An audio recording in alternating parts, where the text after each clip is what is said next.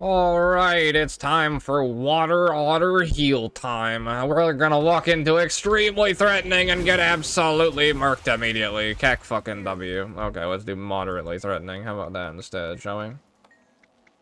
I wanted to see how high it could go, but let's do moderately threatening. So, our goal is going to be to use all of our spells, blast the area, and then heal ourselves more over top. Keep our regeneration up as much as possible. And then use our otter skills to keep ourselves healed. Use our elite and our heal skill, which will then give us even more healing. Rotate our otter correctly. And then if we do that, we'll be able to... I actually screwed up. This is gonna hurt. Oh well. I can handle a moderate relatively easily, which is good. And then from here, we can use our otter skill again.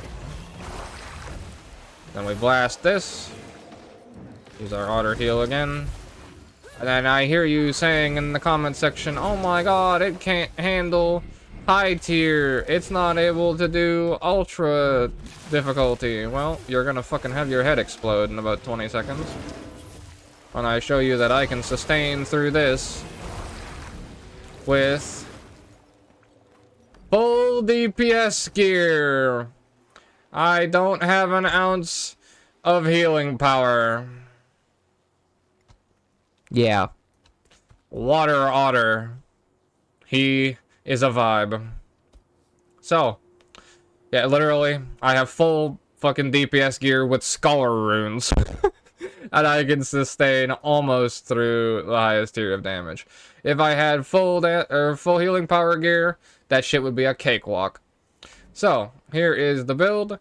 It is specialized elements water with the Water Otter. Then we have Soothing Evasion, which will grant regeneration to nearby allies when you dodge roll, which I didn't even do because I forgot it existed. And then burn nearby enemies when you heal, grant regen to nearby allies when you use a healing skill. I also don't have the right relic on. Because, like I said, this is literally all in, like, excess trash. So, Water, Earth, Evoker. Top line Water. You and nearby allies recover health while attuned to water. You're just passively healing. Gain regeneration and Frost Aura when you use a healing skill, which is our healing right here, which is our Signet, which will give us a Frost Aura. Heal nearby allies when attuning to water, which means you'll get extra healing whenever you use your splash, because you literally can't reattune. And then you will remove conditions when attuning to water, so remove conditions whenever you use your splash, because you can't reattune. And then increase healing to other allies. Water weapon skills gain reduced recharge. Any aura you grant is granted to nearby allies. And then the option down here, auras you grant to allies also grant protection. So you're basically giving everyone AoE protection. You're giving everyone AoE damage reduction as well, while pulsing out extra healing. And then you have constant regeneration over top of that. This line kind of sucks, so it's sort of whatever. And then your Signets will continue to give their passive bonuses while recharging, and then you'll gain an aura when you use a Signet skill. So then you'll be able to use Signet of Restoration to give Frost Aura. Signet of Water will heal and then also revive in an area, which I didn't even know. This will also give another aura over top. And then we go down to Evoker here. This will make it so that you will grant regeneration to nearby allies when you use a healing skill. I mean, it doesn't give it to you, because I guess you're not your own ally. Oh, no, it does. Never mind. I'm trash. And then you will you'll improve regeneration by 20% while using the Otter. But if you use Relic of Dwayna, you then improve it another 20%. Do they stack? I don't know. We will find out.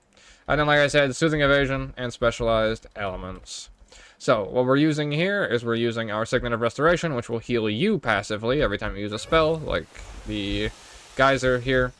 And then we're using Arcane Echo on either Geyser or Healing Rain to get even more value, because this will then give you a weapon skill recharge. So, for example, we'll use our Healing Rain. It'll give it right back to us immediately.